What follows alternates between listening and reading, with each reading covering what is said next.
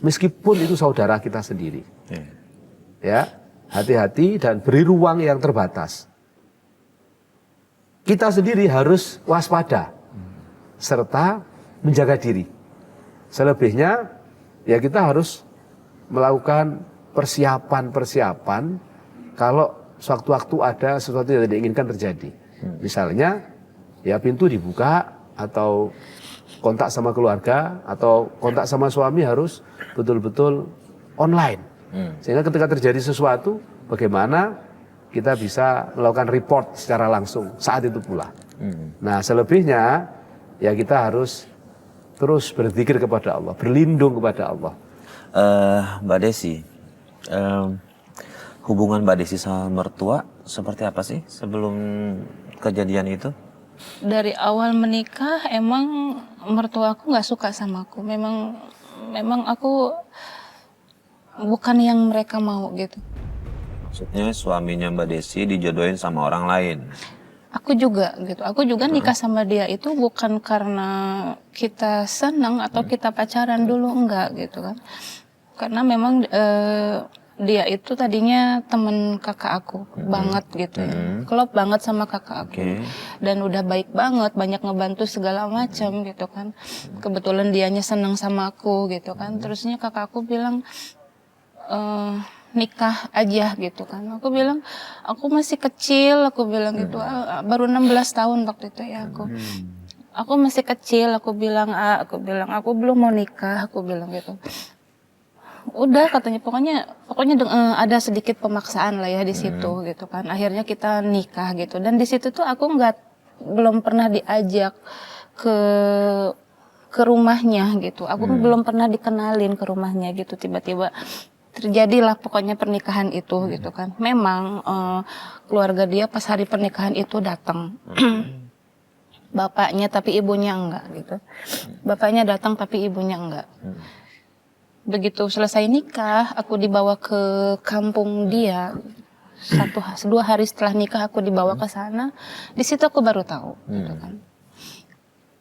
Mereka nggak ada yang ngedukung aku gitu. Mereka nggak ada yang suka sama aku. Gitu. Aku diceplosin langsung sama mertua aku di depan suami aku. Ngomong apa? Jadi suami aku ngobrol mereka berdua di sini aku gitu. Mereka memang pakai bahasa yang mereka Jawa gitu. Bahasa aku nggak ngerti gitu kan.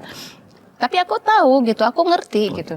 Kamu udah saya mau nikahin sama si ini gitu kan.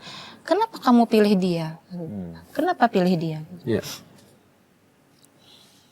Terus jawabannya suami? Jawaban itulah yang paling aku sayangkan dari suami aku itulah dia gitu. Nggak bisa. Setiap kali ada masalah, setiap kali diomong dia hanya tertunduk aja gitu. Nggak ada pembelaan buat. Ustadz, ada gak sih kaitannya dengan kehidupan rumah tangga sebuah keluarga tidak harmonis, tidak bagus, dan selalu ada masalah dengan kaitannya restu orang tua nih Pak Ustadz? Ada? Ya, sangat terkait erat. Jadi restu orang tua itu adalah kunci dari keberhasilan kita menjalani kehidupan. Tidak hanya dalam berkeluarga, Mas Harif. Orang yang berani melawan orang tua pasti akan gagal, pasti akan bermasalah hidupnya. Maka pelajaran penting dari apa yang dialami Mbak Desi, kalau mau menikah, karena ini perkara yang sangat sakral dan berlangsung panjang hingga akhir hayat, akan melahirkan keturunan-keturunan yang kita harapkan saleh dan salihah untuk melanjutkan perjuangan kita. Pastikan restu dan izin orang tua itu harus kita dapatkan. Kedua belah pihak, tidak hanya restu dari mempelai putri, tapi juga harus mempelai pria. Kalau tidak, apa yang terjadi dan dialami oleh Mbak Desi akan terulang lagi. Saya melihat karena Mbak Desi dari awal sudah dipaksa untuk menikah oleh keluarganya, khususnya kakaknya.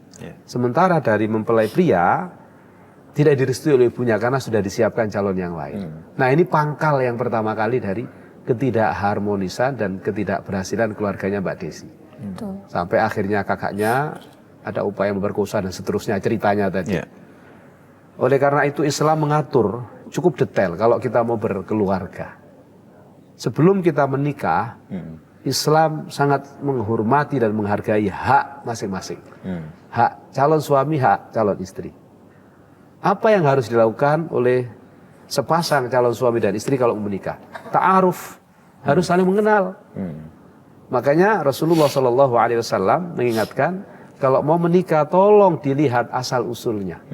Dilihat dalam bahasa Jawa itu bobot, bebet, bibitnya. Tungkahul mar'atu li arba'in. Nikahilah perempuan itu karena 4 perkara. Li jamaliha, wali hasabiha, wali maliha, wali diniha. Karena kecantikannya, karena nasabnya, keturunan siapa, anak siapa, anaknya orang baik atau tukang maksiat dan seterusnya.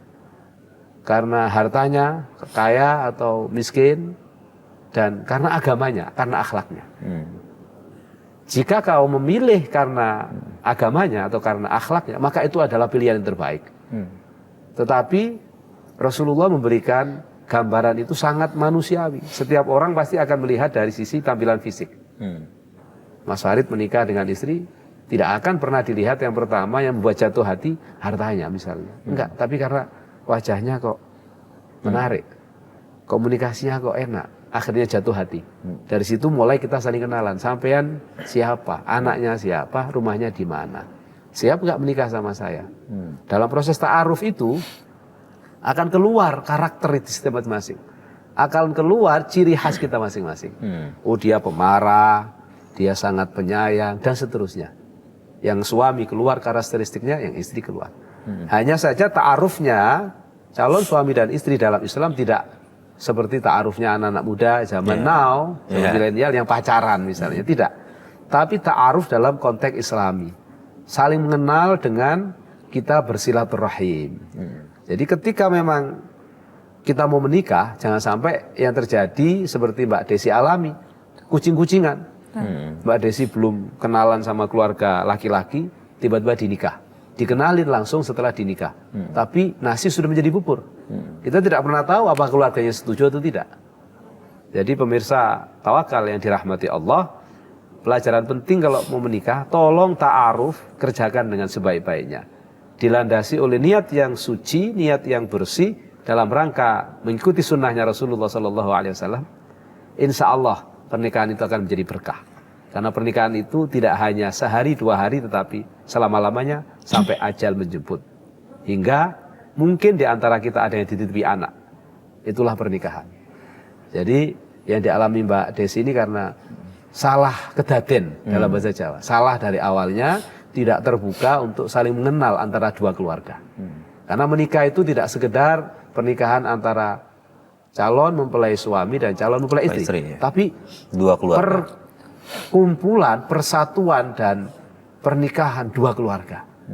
Jadi mempelainya menikah, mertua dan orang tua kita harus menikah. Dalam arti menyatu untuk berkomitmen saling mencintai. Karena tujuan menikah hanya satu, yaitu litaskunu ilaiha. Litaskunu ilaiha ja'ala bainakum mawaddatan warahmah. Jadi kalau ada orang menikah tapi tidak untuk bahagia, tidak untuk tenang, tentram dan untuk saling mencintai dan menyayangi, percuma pernikahan itu. Karena memang menikah itu dalam rangka untuk saling membagi cinta dan kasih sayang. Agar kita hidupnya tenang. Oke.